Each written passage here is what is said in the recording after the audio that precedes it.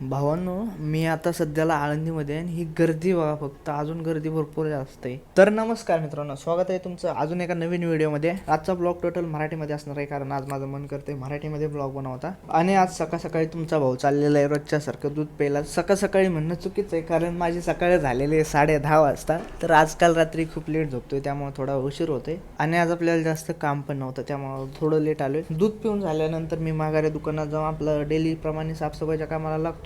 तोपर्यंत एक मित्र येतून म्हणतो, चल फिरून येऊ का, आज काय काम नाही. म्हटल्यानंतर आम्ही फिरायला चाललो होतो, तोपर्यंत हे ट्रॅफिक बघूनच माझ्या डोक्याची सटकली बहुत. पण आपला तिरंगा आज बघूनच आपलं मन शांत झालं लगेच. काही जणांना प्रश्न पडला असेल की तिरंगा अर्धाच का फडकतोय, कारण आज आपल्या अजितदादांचं निधन झालेलं आहे, त्यामुळे अर्धाच झेंडा फडकवण्यात येतोय. उद्या किंवा परवा घेतील वरती तो. PCMC मधले सुंदर सुंदर रस्ते बघत बघत आपण फायनली पोहोचलेलो आहे आळंदीमध्ये. आता आपण नदीमध्ये पाय धुवून जाणार आहे दर्शनासाठी. लगेच दर्शन घेण्यासाठी आतमध्ये आलोच होतो, बट ही रांग बघितल्यानंतर असं वाटलं बाबा आपला दिवस इथंच जाणार आहे.